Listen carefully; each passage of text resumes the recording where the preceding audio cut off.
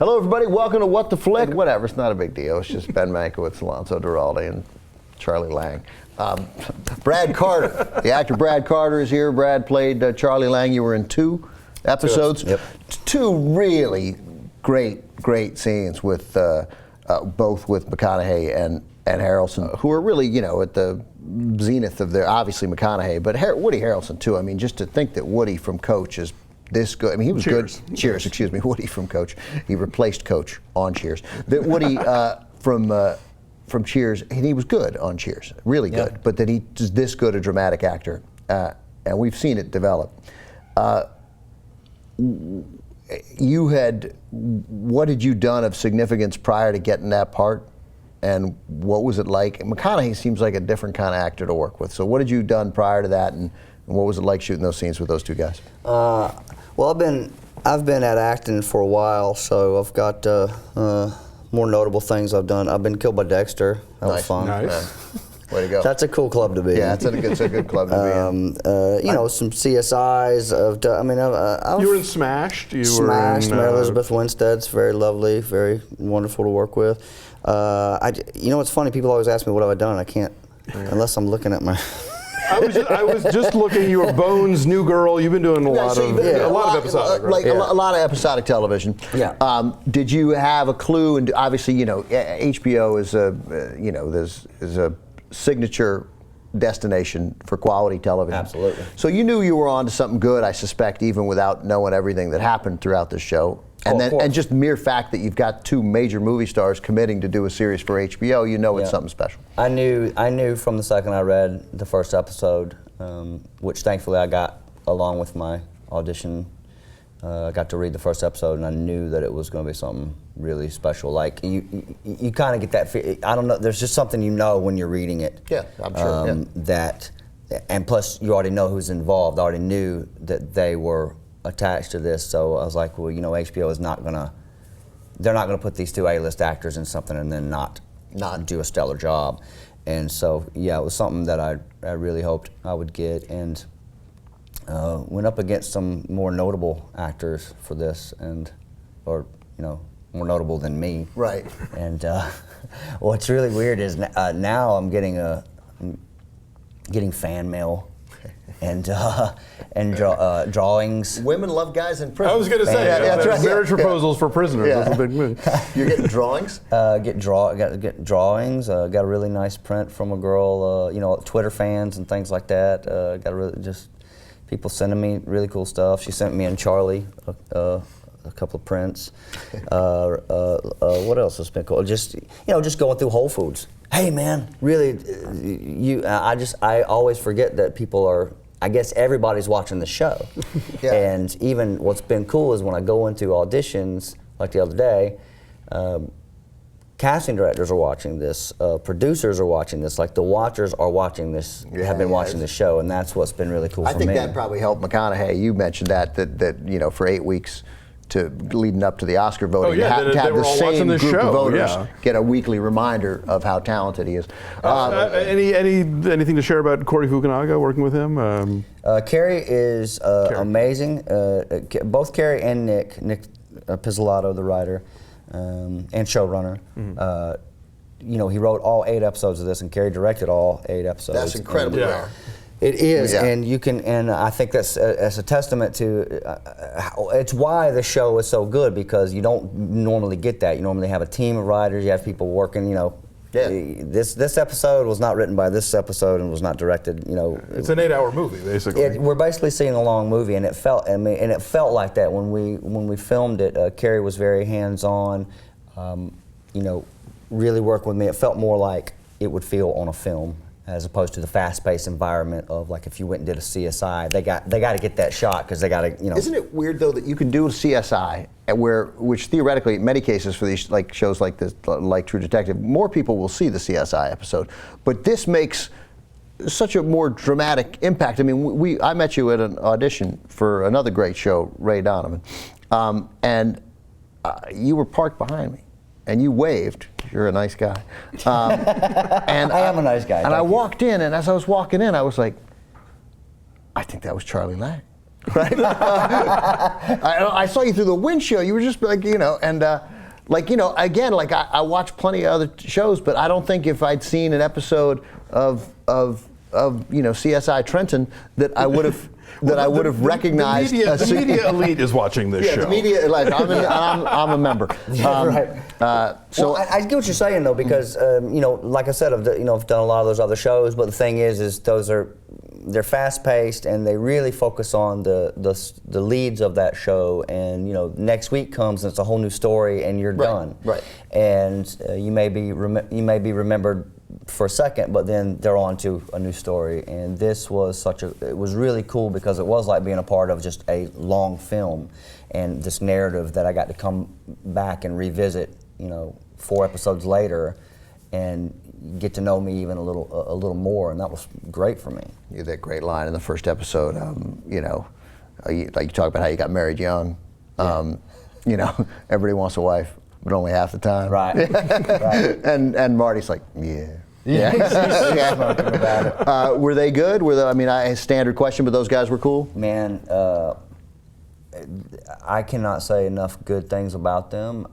Woody, I got to thank you HBO for letting me go down and do a table read a month ahead of time nice. to New Orleans, which is awesome. Yeah. Got to go to Mardi Gras, by the way, while I was filming. So that was pretty good the deal. best ever.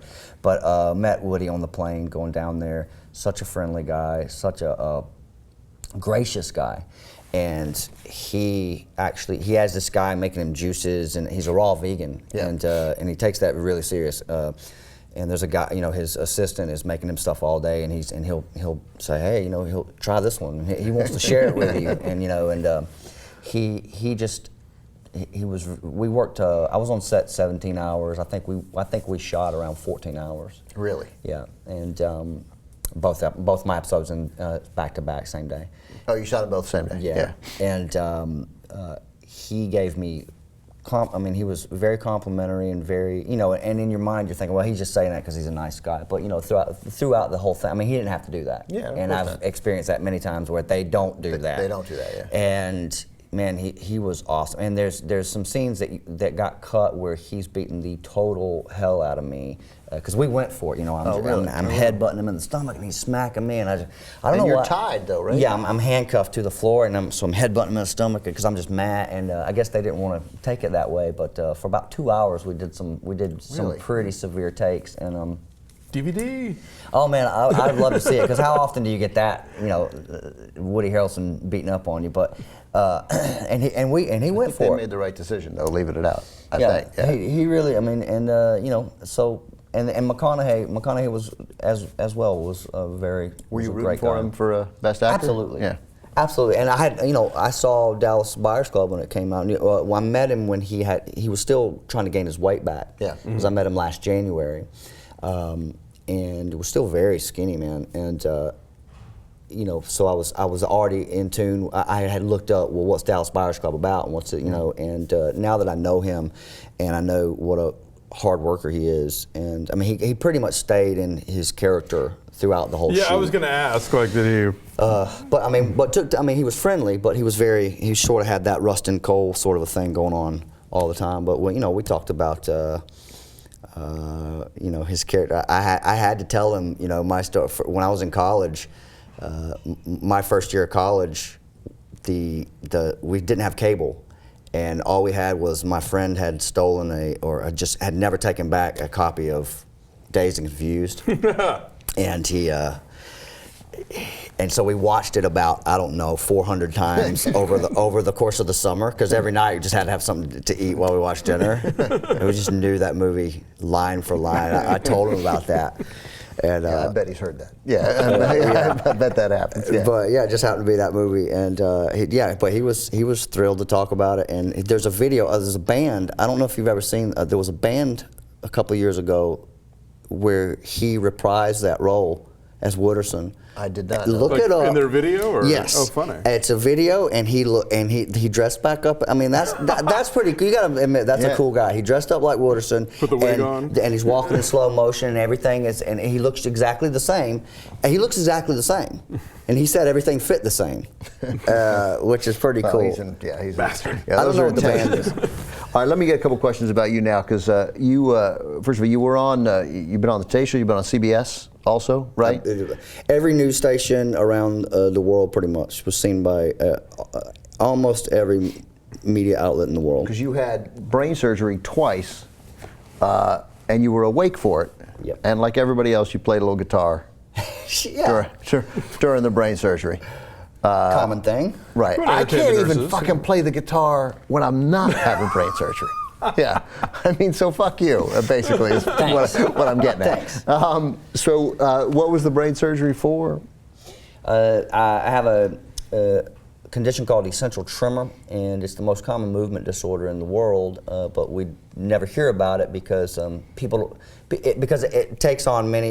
It could be just like you had too much coffee, all the way till it's like this Right, for some people. controlling you completely. And usually people see that and they think, oh, Parkinson's. Right. But it's not always Parkinson's. People with Parkinson's always or mostly always have essential tremor, but not vice versa. I got you. Essential tremor, Katharine Hepburn. Yeah. When she was old and she's That's what it was. It was essential tremor. It was in her head and her neck. And so people with Parkinson's get it, so that's what they have, essentially. Yeah, so Right. they have a lot of other stuff going Right, on that's right. awful, but on top of it, they have essential But tremor. you can have one without the other. Yeah, and so and thankfully I only have the essential tremor, but it can be debilitating, and for me for the past 8 years it's been slowly going towards debilitating.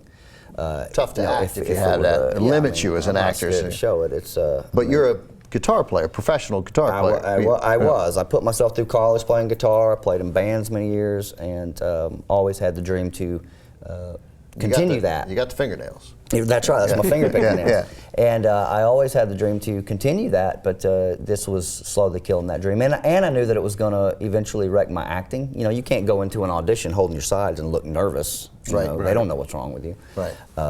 And so it was. I tried medications and they didn't work, and I thought I had Lyme disease for about 4 years. Was taking all kind of medication, thousands of dollars So on 4 Lyme years disease. worth of Lyme disease medication, and you It's didn't. thousands of dollars. And actually the CDC is going to have me on as a guest to talk about what a problem that it is with people thinking they have chronic Lyme disease I when they auditioned don't. for that role with the CDC. I didn't know. You nailed it. Political. Yeah. But basically, I went and had a surgery, and it's you can look it up. You can look it up on the internet. You don't even have to remember my name. Just put "guy plays guitar during brain Yeah, it'll surgery." come right up.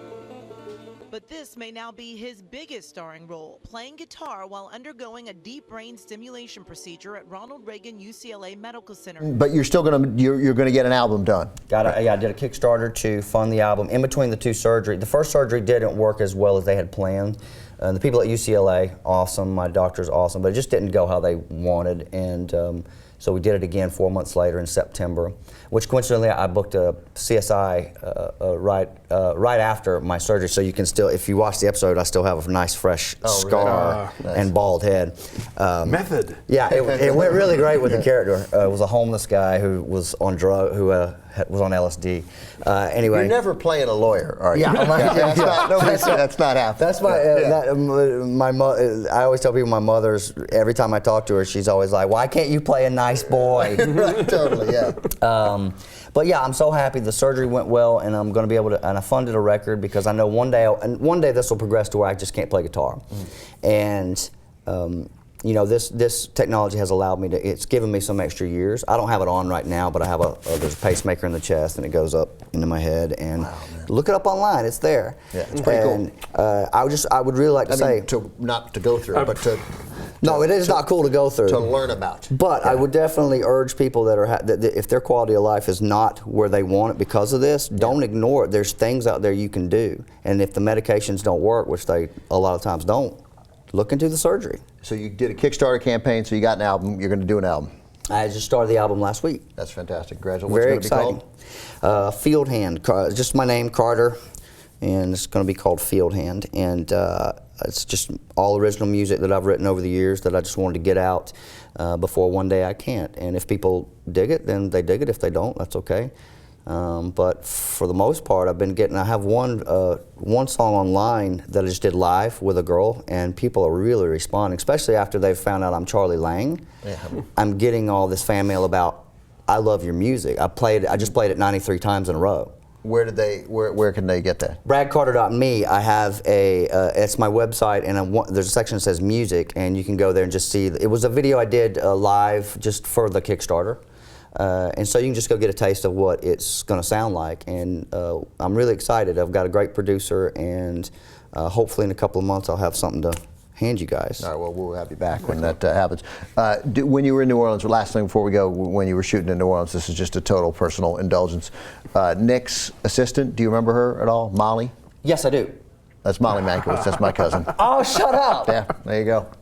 Well, I can't believe we didn't have on also, which is crazy. I thought you said you were going to bring her on. I know, and I just keep forgetting. You're a and terrible she was very uncle. sweet. She's a sweet. She was absolutely sweet. Is Yeah. she still his assistant, or is that She's her back out title? here. Is that yeah, her? I mean, she'd work for him again. I'm certain of that. So, Oh yeah. Yeah. And he's an excellent, nice guy as well. They're all great guys. And but if you email, I had his email, but if you email him now, it bounces back to you. It says, please see Mr. Pizzolato's representatives, because I would imagine. Oh, and his Facebook disappeared, because I would imagine as soon as this came out, he just got bombarded with Yeah, of course. Life changes. people out of the woodwork, and so I can see how that would be like, social media, goodbye. You killed it as Charlie, and I suspect that you were if you haven't already, the stuff that's going to happen for you that seems inevitable. The casting directors aren't that dumb, so I suspect there's some good stuff in your future.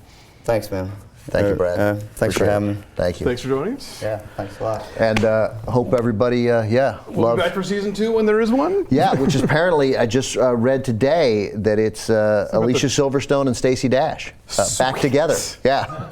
I was holding out for Sandra Bernhardt and Fran Lebowitz, but I'll take what I can get. I'm hoping it's Reggie and Charlie. Oh, There Reggie we and go. Charlie. That would On be the road solving crimes. killing Or people. causing crimes. Causing crimes. Thanks, everybody.